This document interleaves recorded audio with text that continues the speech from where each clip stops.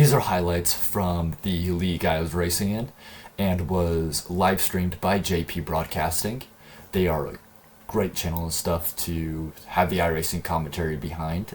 Gonna link them in the description so you can go check them out and watch the full race replay if you want. But I now have to ask. Ian Knox on the inside will be looking to try and get the drop on him. And what can Matt Warner and Hayden Britton do from the second row here? This is going to be fascinating to watch. Are the lights coming on? We can't see from this angle. There we go. So, the lights all coming on now, and when they extinguish, we will be underway at Silverstone as the pack roars into life. Not a great start from Ian Knox. Thomas Weston gaining few positions. Hayden Britton was left almost stranded on the grid. He's fallen all the way down to 10th. Jerome Wolf also make a bad start. Oh, there's carnage already. Well, so much for racecraft. There we go. That's Andy Pratt, I believe, involved in that one, along with Trey Lambrecht. And Svoboda, I think, is losing a few positions as well, along with Reese Bartlett. But Tommy Patera and Ian Knox still leading away from Matt Warner, George Mitakos, and Alistair Clark, your top five, with Parker Enquist now leading the AM class quite comfortably. Yeah, let's see if we can go back and get a look at that. Oh, so Lambrecht, Pratt, Bartlett, all out of the race. Let me see. Let's try to. So this started right off bad here. You are a failure. Oh. So we got a rear end job there, and then we got a car on the outside that was on the inside spinning. So that was the beginning of it. Was that Svoboda there that we're just looking at? No, well, no, it was Nicholas Green, sorry. Oh, and there's a second incident. Yeah, so yeah, which eliminates Lambrecht, Pratt, and Bartlett. Yeah, I think the Lambrecht thing happened here. Let's see. Okay, so. Yeah, so Lambrecht's already been hit in the back, I think. Yes. And then he's going to lose it. Then he loses it. Yeah. And then he reverses onto the racing line. Oh, but he gets revenge, though, on, I believe, was that Andy Pratt or Bartlett that has clattered into the back of him. All right, let's see. I think, and then, yeah, well, I believe that was the Bartlett thing. Yeah, this is going to be Bartlett. It must have been Andy Pratt, then, that clattered into the back of him. Yeah, this is Bartlett post-accident with damaged steering. That looks like a Wreckfest car after a couple of hits. Done.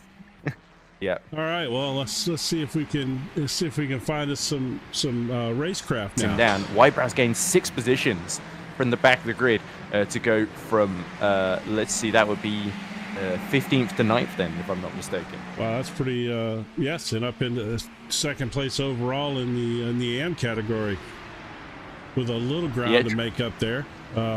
Jerome Wolf, though, is right behind him with Eric Orchin, just in between the two of them as well. So that battle's going to keep rumbling on then as we look at Orchin right now. He's got the purple car of Wybrow trying to fight with Enquist for the class lead in front of him. And then Jerome Wolf, the pole sitter in class, starting to catch back up to him in that Monster Energy livery. And he's got Nicholas Green nipping at his heels as well. So we've got a 5-car pack here, all closely bunched together. Look at the way Wybrow is sort of cutting to the inside at Cops, trying to just put off Enquist. In fact, he goes a little bit wide there. This could be an opportunity for Orchin as Hayden Britton is fighting away with Weston. And it looks like Hayden Britton not quite able to get through there just in front of this battle as we see in the background. Nicholas Green having a go at Wolf. Oh, and he takes Wolf out. Oh, into Magus and Beckett, and Wolf just got tapped in the rear there, and more horrific bad luck for Nicholas Green. He was hitting the back at the start. Now he's the one making contact with the rear of Wolf. Yeah, I wanted to let's see, go back and take a look at that real quick. I don't know if I might call that horrendous bad luck or not. I'm just going to scooch in right here if you don't mind. Misjudgment. Yeah, he was going for a gap on the outside that was never going to work for him in any circumstance. I don't really know. That's not necessarily a gap you would that you would go for. I'm a little confused by that, to be honest. I think he was cut to Thomas Weston, trying to hold off Hayden Britton, who we know in qualifying was a little bit quicker here in that Oreo livery. He seems to take food items as sponsors up the inside into Brooklands, and it seems to work for him. I love that Oreo livery right there. That's a great looking car. Yeah, well, that's how the cookie crumbles then. Oh, there it is. See them spread out a little bit. So, this is a nice little battle here. Yeah, that's the AM lead battle, isn't it? Yeah. Between Y Brown Enquist and Indeed. Parker Enquist, who has kept his nose very, very clean so far. He's only about a second behind Thomas Weston, and he's been lapping about 4/10 quicker than him. So Weston, unfortunately, with that missing front bumper, I think he was the one involved in some of the contact at the start. He is starting to lose ground and fall into the AM lead fight here, which is really not what Parker Enquist needs. But for Timothy Wybrow, he will be licking his lips, won't he? Because he can sense that if Weston can hold up Enquist, there could be an opportunity for him to capitalize and take advantage and pass him. Yeah, he had closed that gap up a little bit. Then looks like Enquist is kind of just pulled the gap out just a little bit more now. But yeah, I think this is going to be one of those battles that lasts the majority of the rest of this race. Although he found him some pay. Oh no! Whoa! Oh dear, Wybrow cut to the inside, took a bit of a different line there, and the rear tires did not enjoy that at all. Wybrow drops down to 12th position there. And he spun again, trying to get it back up again. That's going to allow Jerome Wolf back through, but that's frustrating for Wybrow. He was settling in, took a bit of an aggressive line into Stowe, and that backfired horribly for him. Yeah, oh, look at this. Kinney through Farm.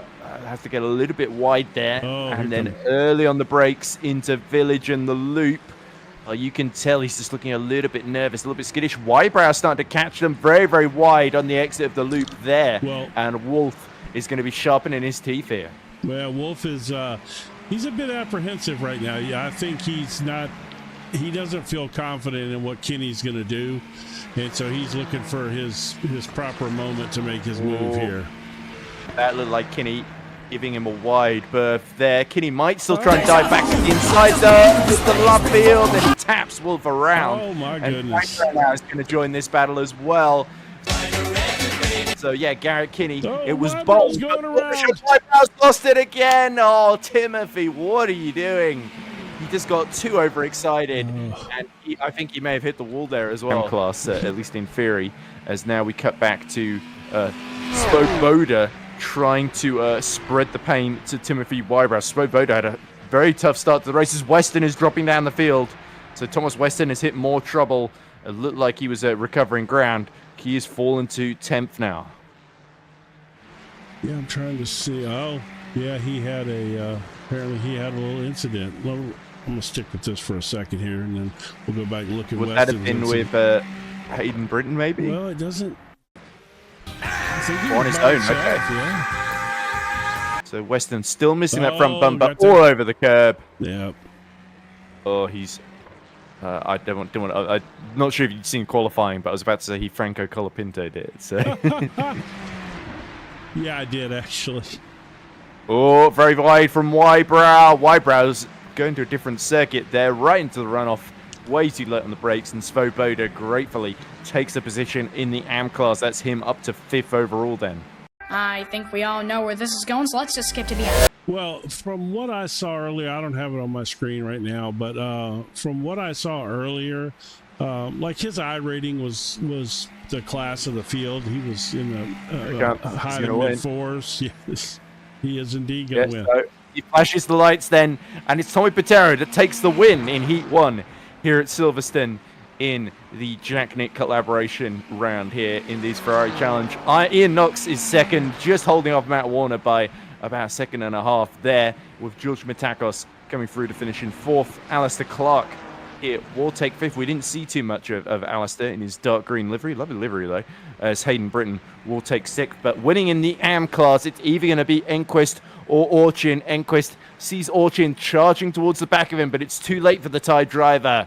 It's the man from the United States that's going to take first blood here in Heat 1. Parker Enquist from 2nd in class on the grid, stayed out of trouble and has been very, very consistent to hold on to the class win. He crosses the line now, and Parker Enquist is the AM winner in Heat 1. Yeah, good job by him. And Orchin tried to give him a good run there at the end. He closed back up on him a little bit. And Nicholas Green is dragging that one across. It's he's had his fair share of trouble. Somewhere along the line there, he lost his bumper as well.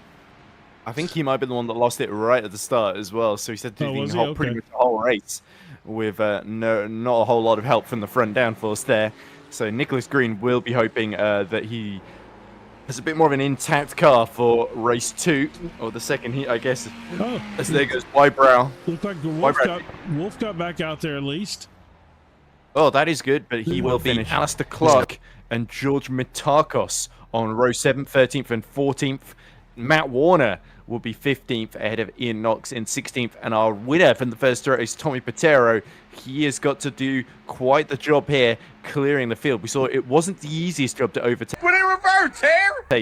On this track then as the race begins. Oh, and already it's another accident. I think Green getting hit in the rear, and somebody else has completely lost the front bumper. I believe we've lost Andy Pratt. He made it even less far into the race than he did in the heat. Wow. But it's Reese Bartlett that leads from Wybrow, Lambrecht, Svoboda, and Weston as they go into Village and the loop. And it looks like Weston is clearing by the pack behind. How well can he do? His real fight's got to be with Wybrow. Whoa, Bartlett's off. Oh dear, he's almost going to head for the barrier there, but he just about survives that one. So, well, that takes care of Reese Bartlett.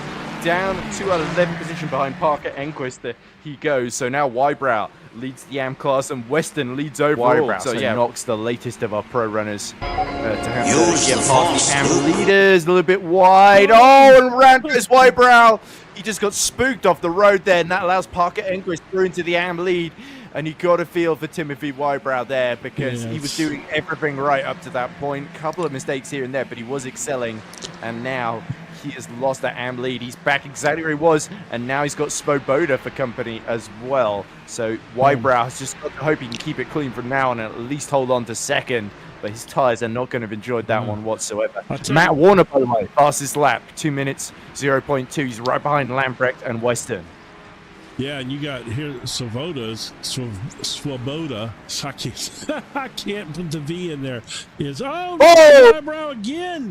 What the fuck, y'all? God damn! Oh, and he's I think he got tapped by Svoboda that time. So yeah, Wybrow was really struggling to make some backers, and Svoboda just went right into the back of him. But Lambrecht is all over Weston up there right now.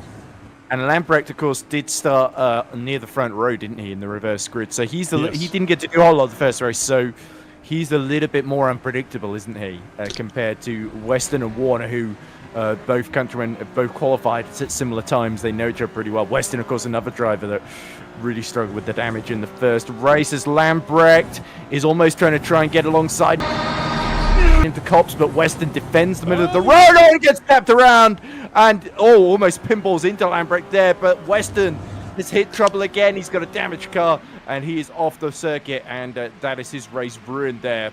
One mistake with Lambrecht there. Felt to me Weston was making a couple of defensive moves, but this felt a little clumsy from the both of them. Lambrecht pulls to the outside and then just taps him around. Yeah, that's certainly not the stuff that Jack Ashton's teaching. So I'm sure there'll be a video review of that move, and what was clearly wrong with that.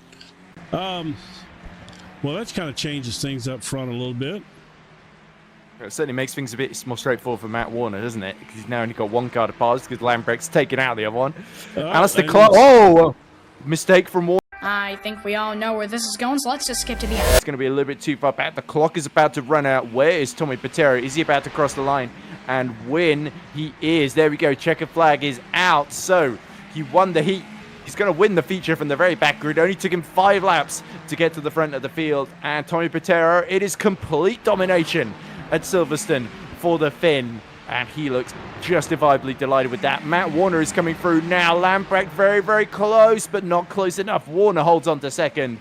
Lambrecht third, but he could be in trouble after knocking off Thomas Weston out of the podium positions there. And then it is Alistair Clark in fourth, with Ian Knox crossing the line in fifth, with Parker Enquist coming through now to win the AM class for the second race in a row, much further ahead of Eric Orchin on this occasion here. So again, Parker just keeping it in a very, very clean race from him. And while all those lost their heads around him, he definitely kept his. Mitakos will be 7th, and Reese Bartlett It's a case of what could have been for him was leading the race overall, but the pressure got to him too wide at the loop and onto Wellington Straight, and he spun out. Lucky not to hit the wall and to still finish second, to be honest. Yeah, indeed. Well, but yeah, it was he did, like I said, he didn't hold on to it for too long up there. But so as you were finishing your commentary there, and you mentioned that Patero's going to extend his points lead. Andy Pratt was second in points. Andy Pratt has had one of the worst nights he possibly could have had. So he certainly didn't do himself any favors in the points situation. Well, he was the one that had in that second race. Nicholas Green stopped literally right in front of him and didn't get going at all. So yes. Yeah, he didn't have a whole lot of notice that was going to happen. No, and then just, the first corner, he got tapped in the back, didn't he? So yeah, just horrible luck. But man, I tell you what, it's that's certainly a mess. I guess we still got a couple of cars out on track finishing up. Yeah, I think Y. Brown Kinney, who had to go in the pits, are still out there finishing the final lap. Yeah. There we go. There's Kinney and Green. Yeah, well, I'd really love to know what happened to Green there. If he was just, I don't know. That was unfortunate, certainly for him and the people behind him. All right, now there we go. Y. Brown across the line, and that should be everybody completing the race. I spent 5 hours editing this. I'm gonna relax now. Hope y'all enjoyed.